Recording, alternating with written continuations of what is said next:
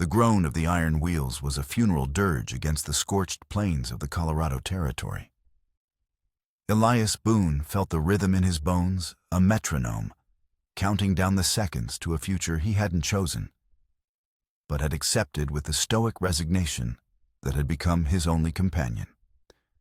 He sat alone, his back to the wall of the carriage, a book resting unread in his lap. His gaze was fixed on the blur of sun-bleached rock and skeletal mesquite rushing past the window, a landscape as barren as the silence he carried within him. He wore the anonymity of the West like a shroud, a worn duster, a low-brimmed hat that shadowed a face etched with lines of a life lived too hard, and a beard that hid the firm set of his jaw. But beneath the dust and wear, there was a precision to his movements, an economy of motion that spoke not of a drifter, but of a man of discipline, long since broken. The only thing that betrayed the depth of his history was the glint of silver at his throat. A simple chain held a locket, its surface worn smooth by the constant unconscious touch of his thumb. It was his last anchor to a world that had been swept away by fever and cannon fire. The train, a chuffing iron serpent crawling toward the distant promise of a town called Redemption, suddenly screamed. Metal shrieked against metal as the brakes locked, throwing Elias hard against the seat in front of him. Panic erupted in the carriage. Women cried out, men cursed, and luggage tumbled from the overhead racks. Through the window, Elias saw them, a dozen riders, their faces obscured by bandanas, converging on the train like buzzards on a fresh kill. Gunshots shattered the afternoon quiet. Glass exploded inward. Elias reacted without thought, his body remembering the deadly choreography of battle. He dropped to the floor, pulling a terrified woman and her child down with him, shielding them with his own body, as bullets stitched a pattern across the carriage walls. The instincts were as sharp as ever, honed in the blood-soaked fields of Antietam and Fredericksburg. He was no longer Captain Elias Boone, surgeon of the 20th Maine, but the muscle memory remained a ghost, twitching in a dead limb. The carriage door burst open. Two men smelling of sweat and whiskey stormed inside their Colts, sweeping the cowering passengers. "Valuables on the floor now," one of them snarled. Rings, wallets, and watches clattered onto the dusty floorboards. The robbers moved with brutal efficiency, kicking aside anyone who moved too slowly. Elias remained still, his face pressed to the floor, his mind a cold, calculating machine, assessing the threat. 2 men in this car, at least 10 more outside. The odds were impossible. Then a third man appeared in the doorway. He was different from the others. Taller, with an air of cold authority. His eyes, chips of ice above a gray bandana, scanned the carriage, dismissing the other passengers as if they were cattle. They swept past the woman Elias was shielding, past the trembling salesman across the aisle, and locked onto him. The man pointed a gloved finger. "You, the one playing dead." Elias didn't move. A boot connected hard with his ribs, driving the air from his lungs in a silent gasp. "I said you." Slowly, Elias pushed himself to a sitting position, keeping his hands open and visible. The leader's eyes were not on his hands or his face, but on the silver chain around his neck, not the locket.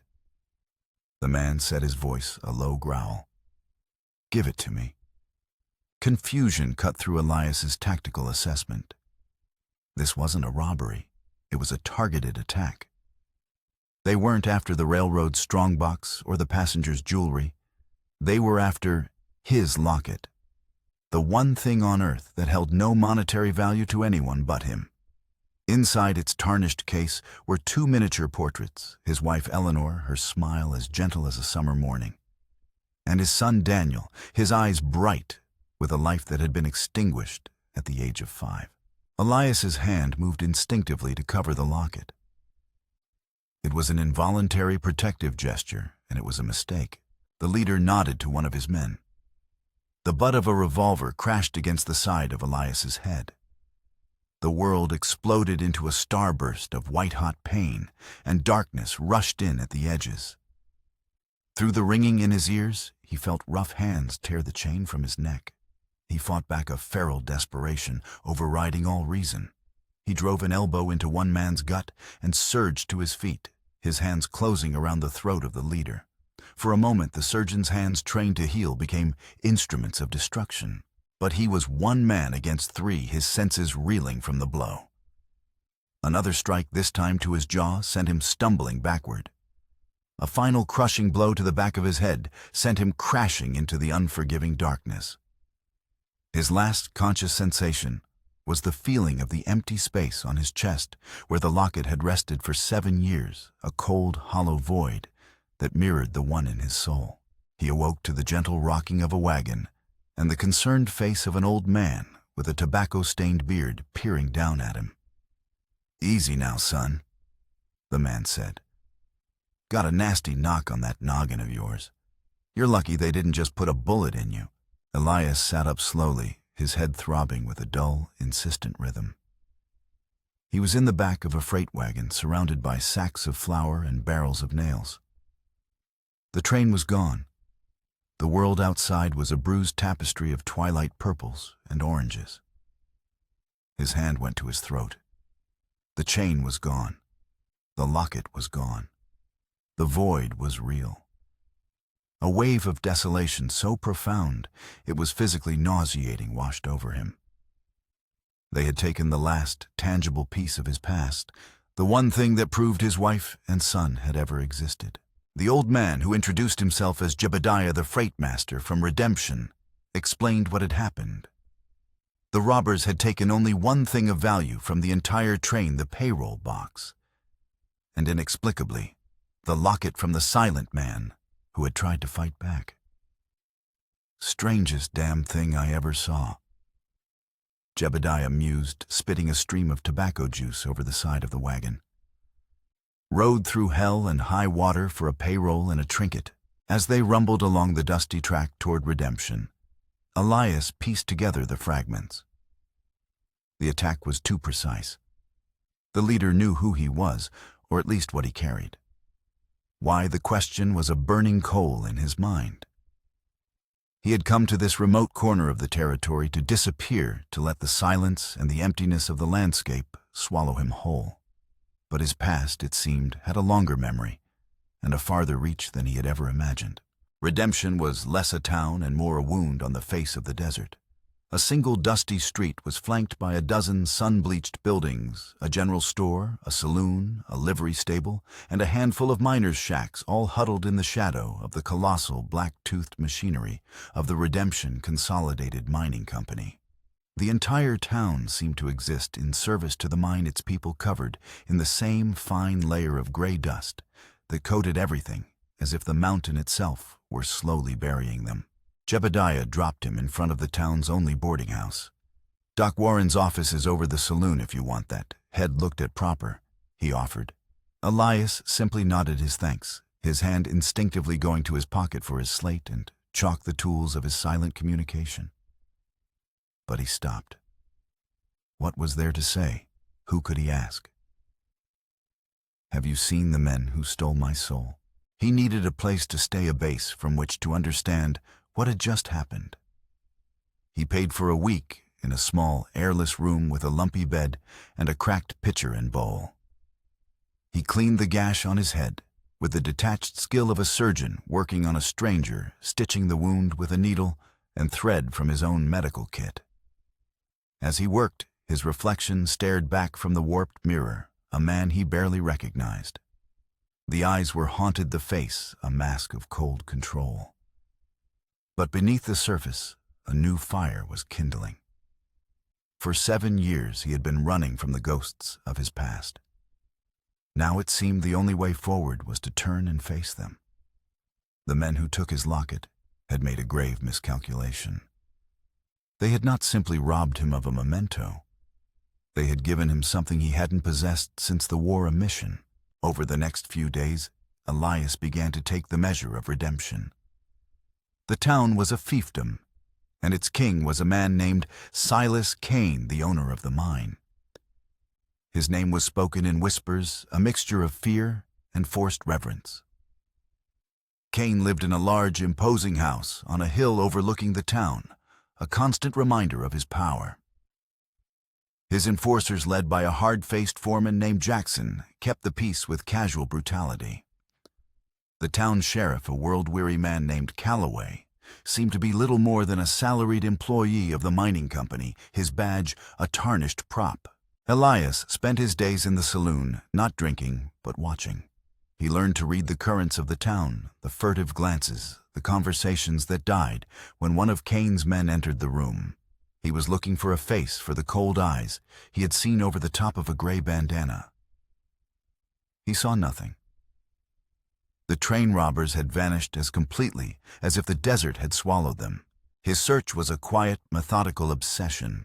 He bought a horse and supplies and began riding the desolate country around Redemption, tracing the trails leading away from the railroad tracks.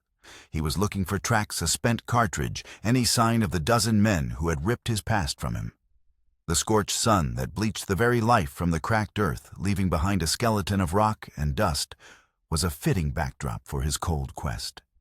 He was a ghost, hunting ghosts in a dead land. It was on one of these excursions miles from town that he found her. He was following a dried-up creek bed when he saw the small homestead, a sod-roofed cabin, and a leaning barn set against a backdrop of red rock bluffs.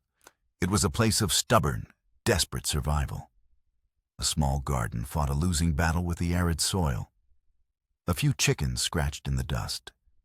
And in the yard, a woman was trying to rehang a heavy barn door that had been torn from its hinges. She was wiry and strong, her face browned by the sun, but lines of grief and exhaustion were carved deep around her eyes. Two small children, a boy and a girl, were helping by getting in the way, while an older boy, perhaps 12 or 13, watched from the porch, his expression a mixture of sullen anger and premature responsibility. Elias reined in his horse, watching from a distance. He recognized a fellow survivor when he saw one. He had intended to ride on to leave them to their struggle, but as the woman strained to lift the heavy door, her legs buckled. She crumpled to the ground, not with a cry, but with a silent, weary sigh of defeat. Something in that silent surrender resonated with his own. He dismounted and walked toward the homestead, his footsteps muffled by the dust. The older boy, Thomas, saw him first and immediately stood, placing himself between Elias and his family, his small frame a defiant barrier. "We don't want any trouble," the boy said, his voice trying for a man's authority. Elias stopped, raising his hands in a gesture of peace. He looked at the woman, Clara Hollander, as he would later learn was her name. She pushed herself to her feet, brushing dust from her worn dress, her eyes wary. Elias pointed to the fallen barn door, then to himself, an unspoken offer of help. "We can manage." Clara said, her pride a shield, but he could see the strain in her face, the faint tremor in her hands. He simply stood there waiting. His silence was not empty. It was patient, observant. He saw the splintered wood of the door frame, the deep gouges that were not from wear and tear, but from force. He saw the faint, faded bruises on Clara's arm when her sleeve rode up. This was not simple misfortune. This was violence. Finally, her pride gave way to pragmatism. She gave a short, sharp nod. For the next hour, they worked in near silence. Elias, with his surgeon's understanding of leverage and mechanics, quickly devised a way to hoist the heavy door back onto its runners. He worked with a quiet competence that was both reassuring and intimidating. Clara and Thomas helped, following his gestured instructions.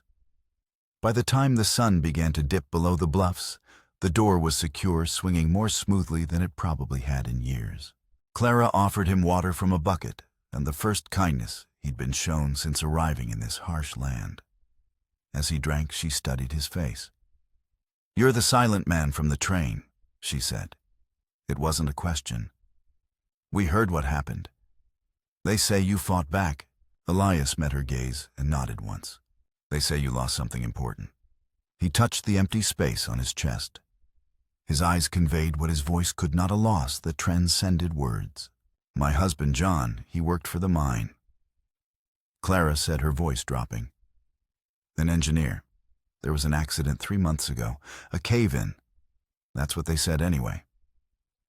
Her gaze drifted toward the two graves on a small hill behind the cabin. He's buried next to our youngest, who we lost last winter. Now it's just me and the children. She squared her shoulders. We're managing. Elias knew a lie when he heard one. He had seen the torn hinges, the bruises. He pulled out his slate and chalk, the familiar weight, a small comfort. Who broke the door? He wrote. Clara hesitated, her eyes darting toward her children, who were now playing a quiet game on the porch. Mr. Kane's foreman, Jackson, she said in a low voice. He encourages us to sell our land to the company. Says it's no place to raise a family alone. Why this land? Elias wrote. It's worthless. It has a spring, she explained. The only reliable water for miles. John knew its value. He filed the claim fair and square before he ever worked for Kane. It's ours, and I'm not selling.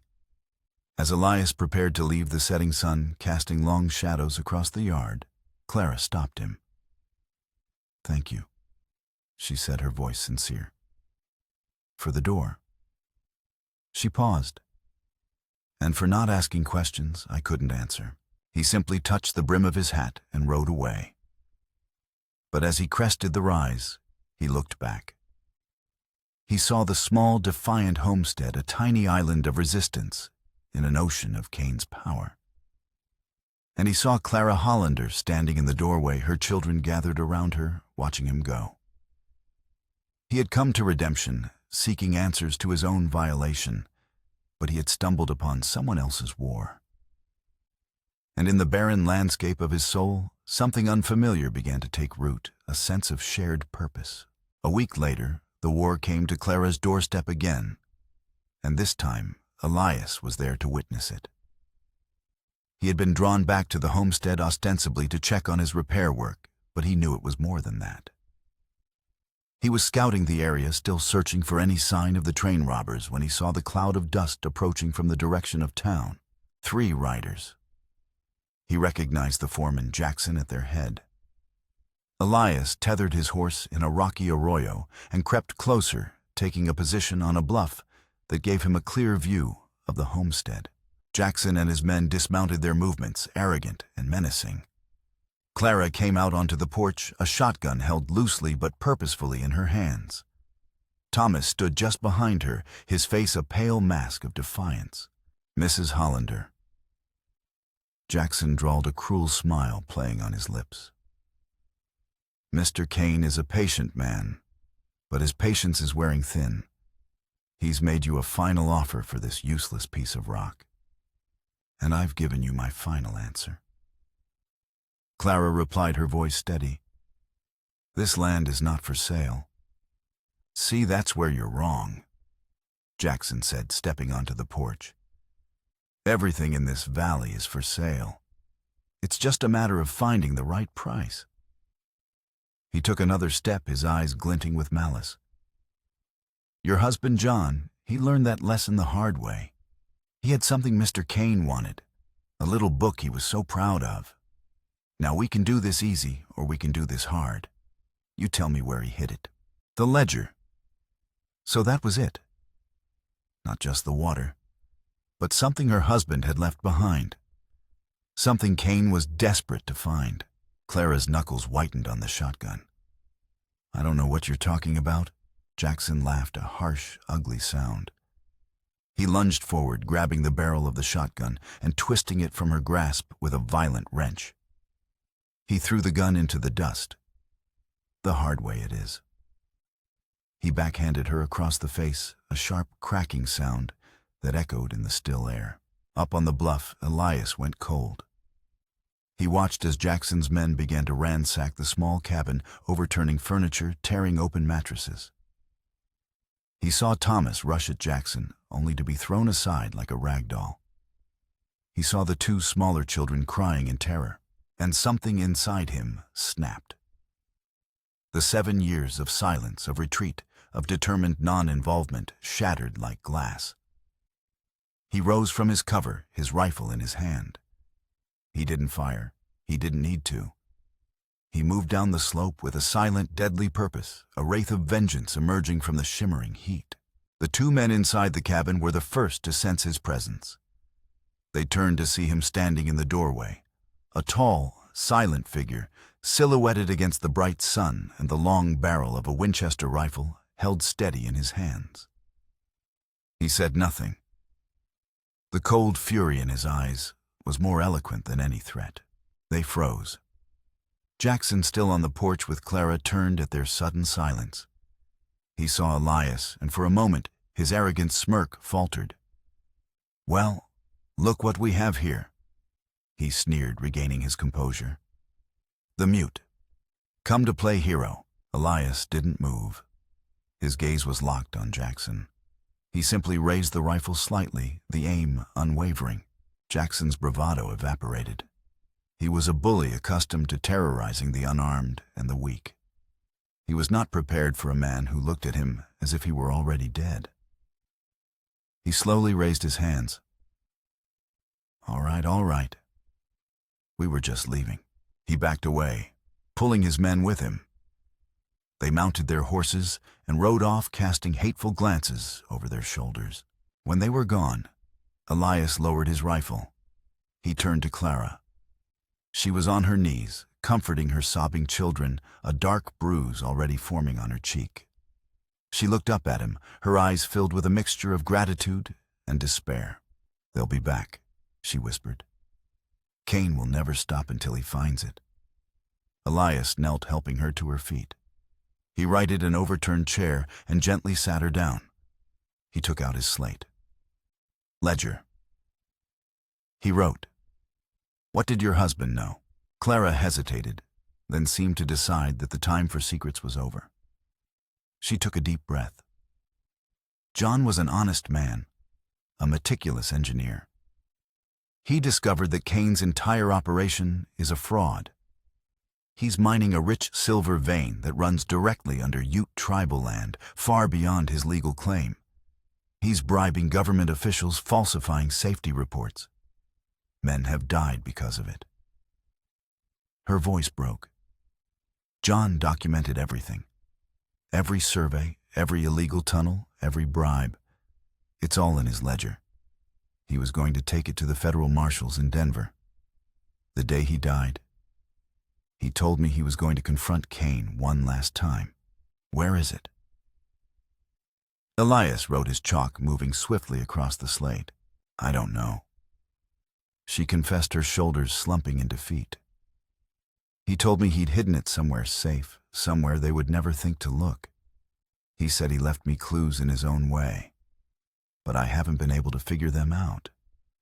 Elias looked around the wrecked cabin, then at the determined woman and her frightened children. He had come to this town chasing a ghost from his past, a stolen locket. But now a new path had opened before him. This ledger was not just the key to Clara's survival. It was the weapon that could bring down the man who ruled this valley. And somewhere in the cold, dark corners of his mind, a suspicion began to form that the man who wanted this ledger and the man who had sent thieves for his locket might be one and the same.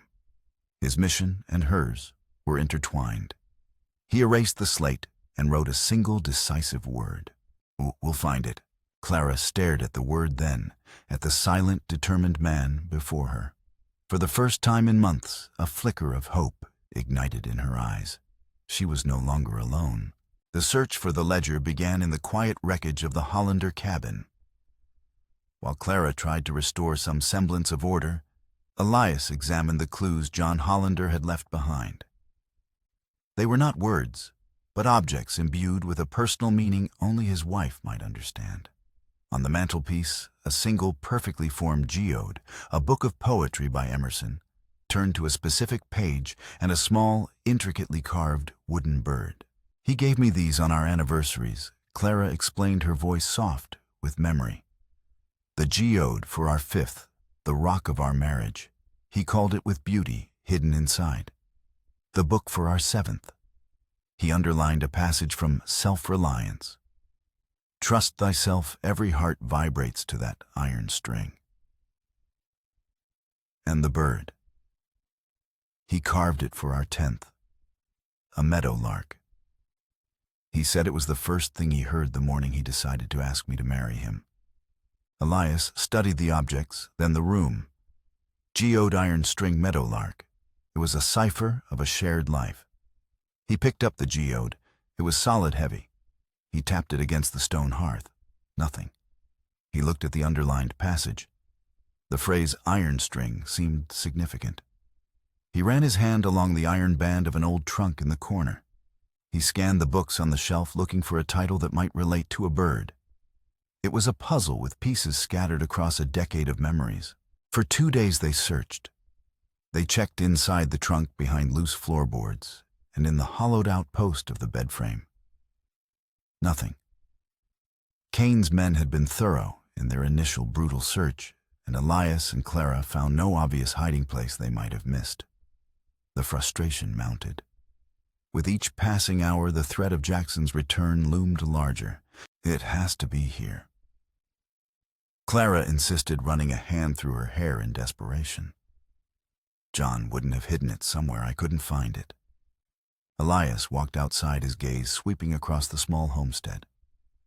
John Hollander was an engineer. He thought in terms of structure, of hidden supports, of things not immediately visible. Elias's eyes fell upon the well, its stone housing solid and unassuming. Trust thyself. Every heart vibrates to that iron string.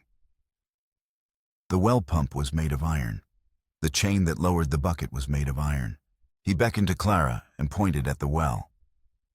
He mimed the motion of a bird, then pointed down. Clara's eyes widened. The meadowlark. John always said the sound of the bucket rising from the well sounded like a meadowlark's song. She rushed to the well, her hands gripping the cold iron handle of the pump. The beauty hidden inside. The geode. Together, they began to haul up the heavy waterlogged bucket. When it surfaced, they saw it. Tied securely to the bottom of the bucket with a piece of oilcloth to protect it from the water was a small leather-bound ledger. They carried it inside as if it were a holy relic. With trembling hands, Clara untied the oilcloth and opened the book. The pages were filled with John's precise, angular script, detailed drawings of mine shafts, survey coordinates, and columns of names and figures. "It's all here," she whispered in awe. The illegal tunnels under Ute land, the bribes paid to Judge Caldwell in Denver to the territorial Indian agent. Elias scanned the pages, his expression grim. The scope of the corruption was staggering. John Hollander had not just uncovered a crime, he had uncovered a shadow government run by Silas Cain. One entry in particular caught Elias's eye. It was a list of material suppliers to the mining company. Next to the entry for blasting powder and equipment was a name: Cain Munitions Baltimore, M.D. Est. 1861. A cold knot formed in Elias's stomach. Cain Munitions. The name was a ghost from his past. During the war, they had been a major supplier of artillery to the Union Army, a supplier with a notorious reputation for faulty equipment. He remembered the reports, the whispers among the officers of cannons that misfired, of shells that exploded prematurely. A memory sharp and unwelcome pierced the fog of his trauma. A field hospital after a bloody battle. A young soldier, his body shattered, dying on his operating table. The boy's friends had been cursing the name of the manufacturer whose faulty cannon had exploded in the breach. The name of that battle. It was on the tip of his tongue, a name synonymous with slaughter. Before he could grasp the memory, a shadow fell across the doorway. A man stood there, dressed in a city coat, his refined bearing at odds with the rugged surroundings. He was older, with graying hair and a weary, intelligent face that Elias knew as well as his own. Edmund. Elias mouthed the name, a silent shock.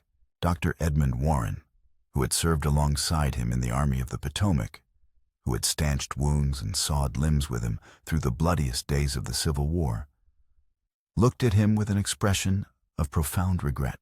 Hello, Elias. Warren said, his voice heavy. I had hoped I wouldn't find you here.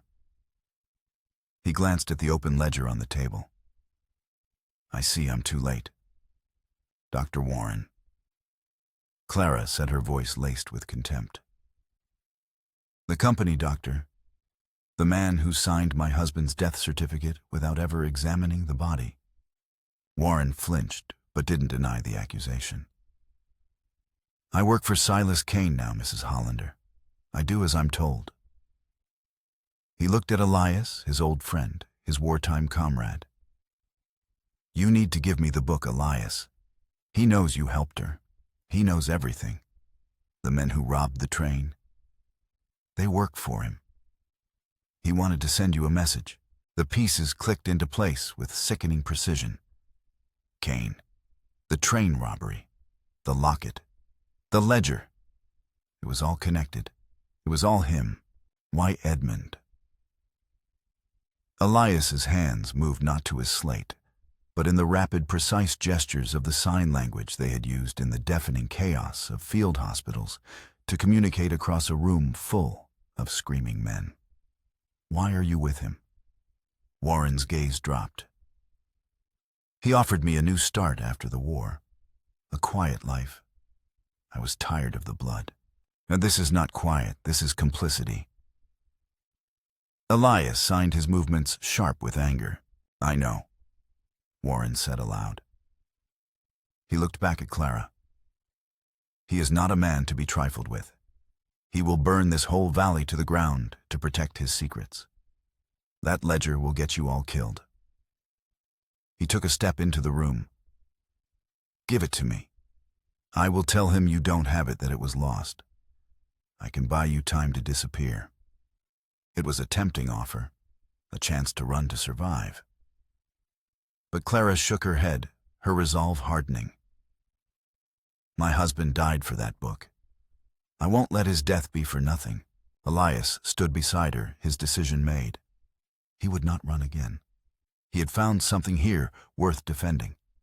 He met Warren's eyes and slowly shook his head. A pained expression crossed Warren's face. He looked like a man trapped between two impossible choices. Then God help you, Elias, he whispered, because he is coming for you, and he will not stop.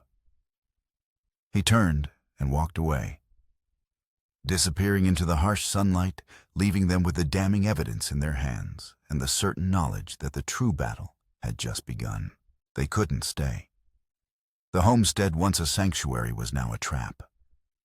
With the ledger in their possession, they were no longer just an annoyance to Silas Kane. They were a mortal threat. We have to get to Denver. Clara said, her voice tight with urgency. To the federal marshals. It's the only way. Elias considered their options. The main road to Denver would be watched.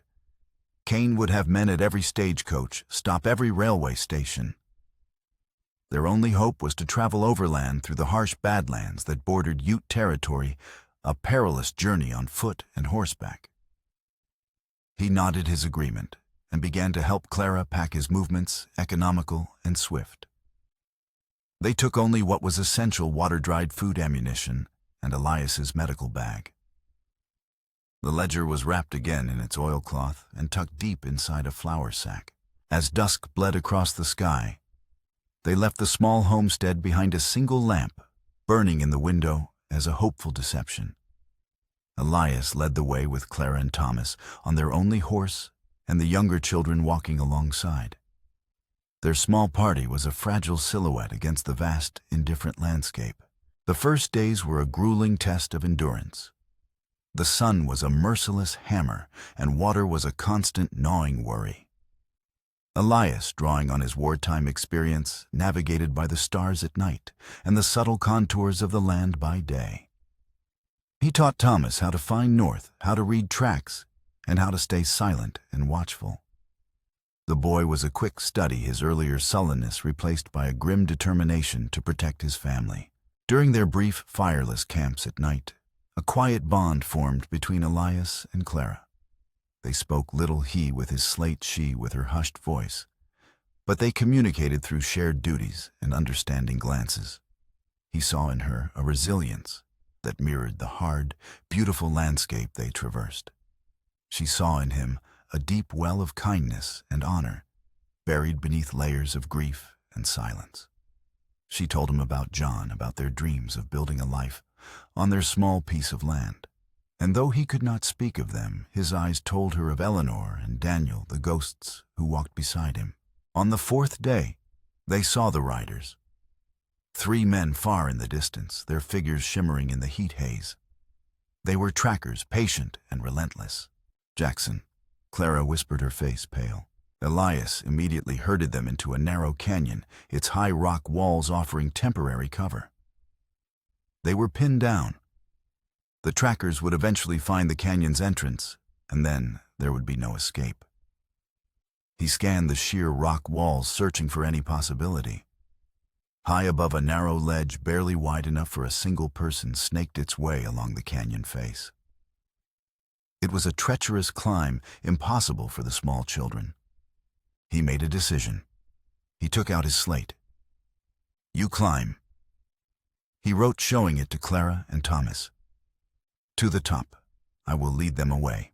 "No," Clara protested. "Elias, they'll kill you. We stay together." Thomas, however, understood the grim logic. "He's right, Mama. It's the only chance. We can do it." Elias took the flour sack containing the ledger and pressed it into Clara's hands. Then he looked at each of the children, his gaze lingering for a moment. He squeezed Thomas's shoulder, a gesture of trust and responsibility. With a final meaningful look at Clara, he turned and began to make his way back toward the mouth of the canyon, deliberately leaving a clear trail in the sand. He moved with the stealth of a predator, circling back until he had a view of the trackers as they entered the canyon. He waited until they were deep inside, then fired a single shot from his rifle, the bullet ricocheting off the rock face high above Jackson's head. The sound echoed like a thunderclap. The men scrambled for cover, returning fire wildly in his direction. The diversion was working. Under the cover of the gunfire, Clara and the children began their desperate climb. Elias fired again, drawing the trackers' attention, forcing them to stay pinned down. It was a deadly game of cat and mouse. He was 1 man against 3, his only advantages, his knowledge of the terrain and his cold, calculating nerve. For an hour, he kept them at bay, moving from rock to rock, making his single rifle sound like more. But his ammunition was running low, and the trackers were beginning to advance, flanking him. A bullet tore through the sleeve of his duster, another kicked up dust inches from his face. He knew he couldn't hold them off forever. He retreated deeper into a maze of smaller intersecting canyons, hoping to lose them. As he rounded a sharp bend, he came face to face with one of the trackers. The man was as surprised as he was. For a split second, they both froze. The tracker was faster, his pistol clearing its holster in a flash. Elias dove the bullet, searing the air where his head had been. He landed hard, his rifle skittering out of reach. The tracker stood over him, a triumphant grin on his face, the pistol aimed at Elias's chest. Suddenly, a rifle shot cracked from the canyon rim above. The tracker grunted, a look of astonishment on his face, and crumpled to the ground. Elias looked up. Standing on the ledge high above was Clara, the flour sack at her feet, his rifle in her hands. She hadn't run. She had climbed to a vantage point and waited for her moment. The odds had evened. Enraged by the loss of his man, Jackson and the remaining tracker renewed their attack with a vengeance. But now they were caught in a crossfire, with Elias below and Clara above. The canyon became a shooting gallery. Elias retrieved his rifle and found cover, coordinating with Clara through a series of sharp whistles, a battlefield code they improvised in the heat of the moment. The fight ended when Jackson, in a desperate attempt to get a clear shot at Clara, exposed himself for a fatal second. Elias's shot was true. The foreman fell without a sound. The last man, seeing he was alone, threw down his rifle and fled. Silence descended, broken only by the whisper of the wind through the canyon. Elias looked up at Clara. She was shaking the rifle, trembling in her hands, but her eyes were fierce. They had survived. More than that, they had fought together. He climbed the rock face to join her. When he reached the ledge, they didn't speak. There was no need. He took the rifle from her hands, and she simply leaned against him, her body trembling with the aftermath of the battle. In that moment, standing on a narrow ledge, high above the desert floor, surrounded by death, something new and fragile was born between them. The journey to Denver was forgotten. They couldn't risk it. Their only hope now was to find allies, to get the ledger into the hands of someone who could use it. Elias knew of only one possibility: the Ute. He had treated their sick in the past, earning a measure of trust from their elders. It was a long shot, but it was their only shot. They found what was left of Jackson's camp and took their horses and supplies.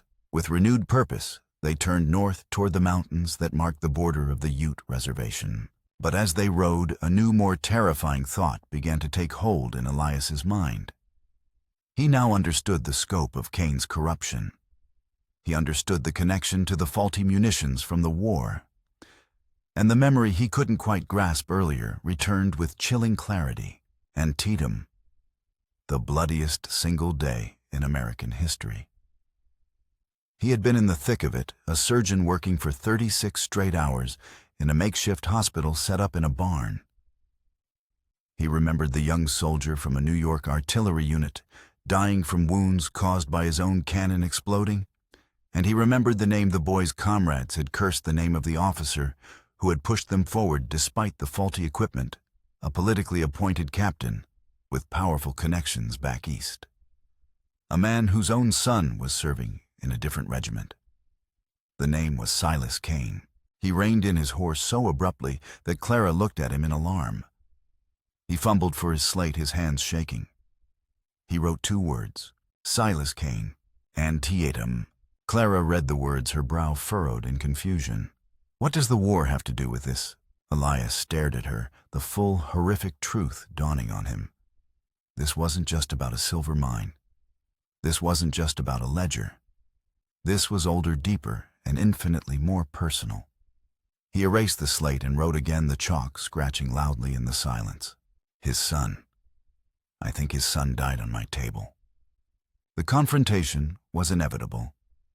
After reaching the relative safety of the Ute camp and ensuring Clara and the children were cared for, Elias rode back toward redemption.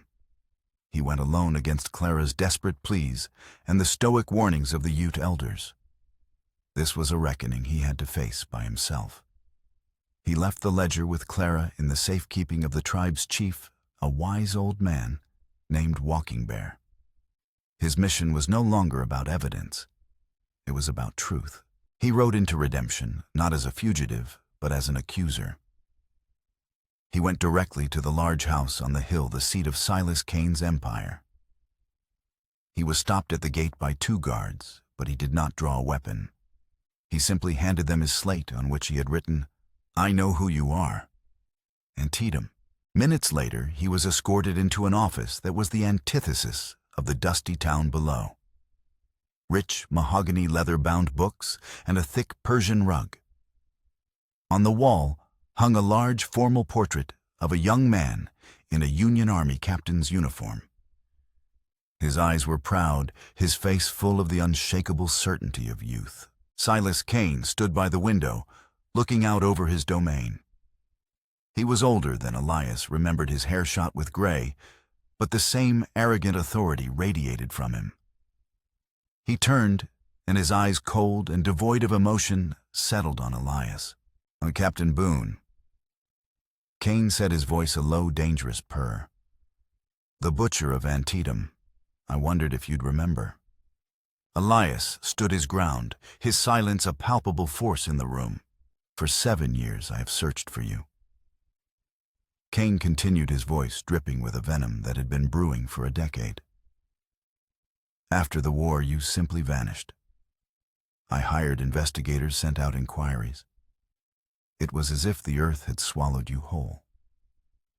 Imagine my surprise when a report crossed my desk about a silent man causing trouble for my foreman, a man who matched the description of the field surgeon who let my son die on his table. Elias's jaw tightened. The memories of that day were a maelstrom of blood and screams of impossible choices made in seconds. He could still see the boy's face, still feel the desperate, futile effort to clamp the severed artery. My son Thomas. Cain set his gaze flicking to the portrait. He was a hero. He would have been a great man. But you with your bloody hands and your surgeon's arrogance, you let him bleed out like an animal in a barn. Elias reached for his slate, but Cain held up a hand. No. No slates. No silence. Your silence is a coward's refuge. You will hear the truth from me. You destroyed my life that day. You took the only thing that mattered. So I decided to take the only thing that mattered to you. He walked to his desk and opened a drawer. He pulled out the silver locket and tossed it onto the polished wood. It skittered to a stop, the faint images of Eleanor and Daniel staring up at the ceiling. An eye for an eye, Cain whispered. A son for a son. Of course, yours was already dead, a casualty of slum-born fever. Pathetic. So I took the memory instead. I wanted you to feel that emptiness, that void where something precious used to be. This was the midpoint twist, the shocking revelation that reframed everything. The conflict was not about corporate greed. It was a deeply personal vendetta. Cain's relentless pursuit of the Hollanders, the attack on the train, it was all an elaborate, cruel extension of a decade-old vendetta. The ledger was a complication, a threat he had to neutralize. But the true prize had always been Elias. Elias stared at the locket, then back at Cain. The pieces of the puzzle were all there, but they formed a picture more monstrous than he could have imagined. He finally understood the depth of the man's hatred. He took a step forward, his hand reaching for the locket, for the piece of his soul that lay on the desk. Don't touch it, Cain snapped. It belongs to me now, just as your life belongs to me. He smiled, a chilling, humorless expression. And now that I have you, we can finally settle our account. Unfortunately for your new friends, the Hollanders, they are part of that accounting. A liability. I've sent my best men to the Ute camp. Not Jackson's thugs, professionals. They have instructions to retrieve my property, the ledger, and to eliminate anyone who stands in their way. He leaned back in his chair, the picture of satisfaction. You see, Captain, you have a choice. You can die here now, and I will hunt down the woman and her children. Or you can lead me to the ledger yourself. Cooperate, and I might be convinced to let the children live. It was a devil's bargain. A trap. But Elias saw the truth in Cain's eyes. He would slaughter them all. The rage that had been simmering inside Elias for days, for years, finally boiled over. But it was a cold rage, focused and deadly. He looked at Cain, then at the portrait of his dead son. He picked up a quill from the desk and dipped it in the inkwell. On a piece of parchment, he wrote a single sentence. You lie. You were a war profiteer. Your faulty cannons killed your own son. He pushed the parchment across the desk. Cain read it. The color drained from his face. The mask of cold control cracked, and for a fleeting second, Elias saw the raw, agonized guilt beneath. Cain's entire vendetta, his decade of hatred, was a lie he had constructed to escape the unbearable truth of his own culpability. Cain's hand trembled as he reached for the revolver in his desk drawer. You will pay for that, he hissed, his voice breaking. But Elias was already moving. He overturned the heavy mahogany desk, sending papers and ink flying, creating a barrier between them. He dove through the window, shattering the glass, and landed in the manicured bushes below. Gunshots followed him, but they were wild, unaimed. He ran not away, but back toward the mountains, back toward the Ute camp. The confrontation had changed everything. He now knew the full truth, the secret that was the source of all of Cain's evil. And he knew that Cain, his lies exposed, would be more dangerous and unhinged than ever. As he ran, a new resolve settled in his heart. This was no longer about justice for John Hollander or vengeance for his stolen locket. This was about saving the family that had inadvertently given him a reason to live again. The race was on.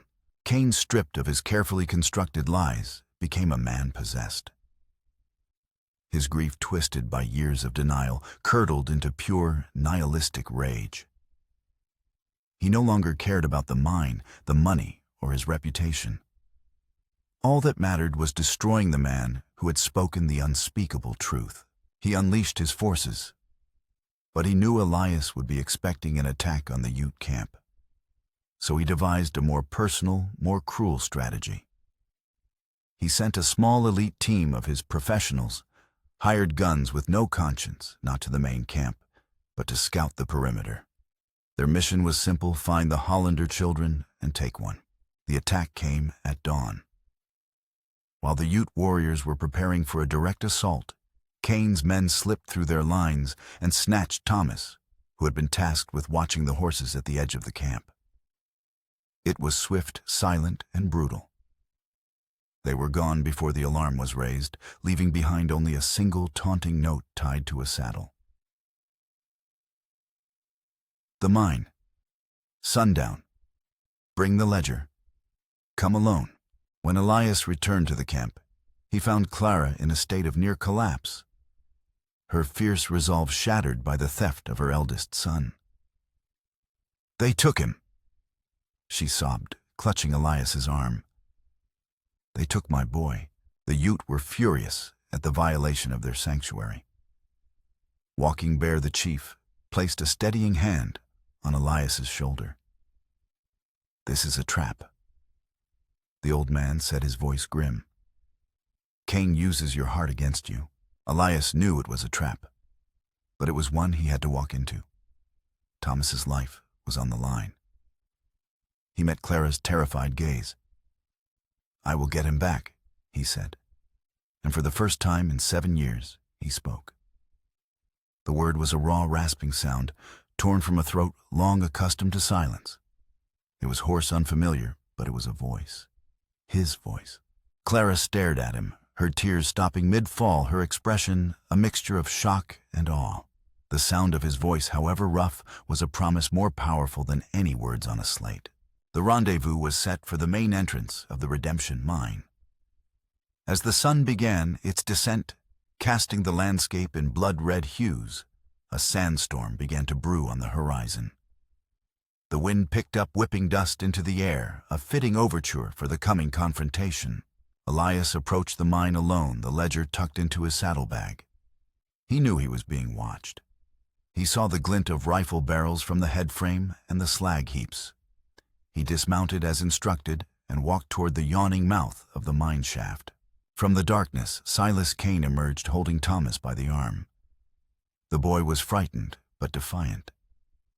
"Let him go, Cain." Elias said, his voice stronger now, gaining confidence with use. "This is between you and me. It always has been." Cain replied, his face a mask of cold hatred. He gestured to the ledger. "The book first." Elias took the ledger from his saddlebag and tossed it onto the ground between them. As one of Cain's men moved to retrieve it, Elias spoke again. "The faulty canons, Cain. How many sons did you sacrifice for your profit margins?" Cain flinched as if struck. "Lies," he spat. "My son is dead because of you." Thomas shouted, his voice ringing with a boy's righteous fury. "My father is dead because of you." The sandstorm hit them then, a sudden blinding wall of grit and wind. The world dissolved into a swirling vortex of dust. In the chaos, Elias acted. He charged forward, not at Cain, but at Thomas, tackling the boy and rolling with him into the relative shelter of the mine entrance. Gunshots erupted from all sides, but the storm made aiming impossible. "Get him!" Cain screamed, his voice swallowed by the wind's howl. Elias pushed Thomas deeper into the mine. "Run!" he commanded. "Find a place to hide. Don't stop." The boy scrambled into the darkness as Elias turned to face Cain, who was now stumbling into the mine entrance to escape the storm.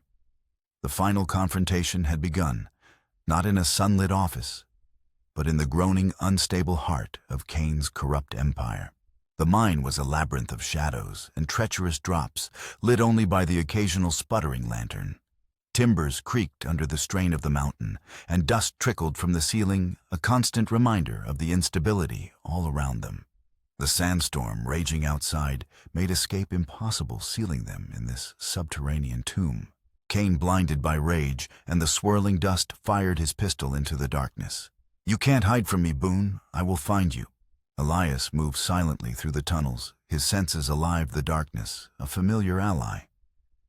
He knew this was Cain's territory, but it was also a place of desperation, and desperate men made mistakes.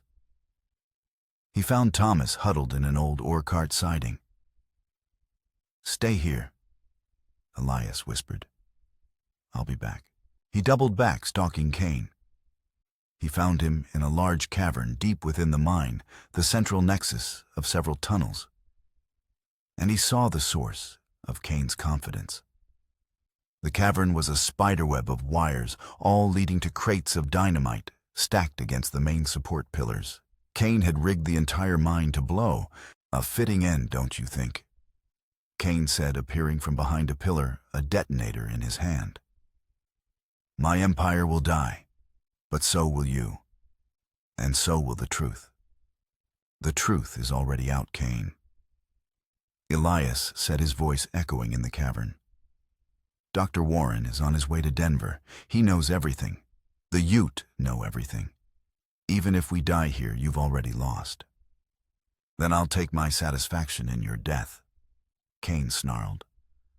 "The death I should have given you 10 years ago." He raised the detonator. This was the moment of the secondary twist, the final desperate gambit. "You blame me for your son's death." Elias said, his voice clear and steady, cutting through Cain's rage. "But I was not the one who signed the munitions contract. I was not the one who chose profit over the lives of soldiers. I did everything I could to save him, Cain. I held his hand as he died. His last words were not of glory, but of fear.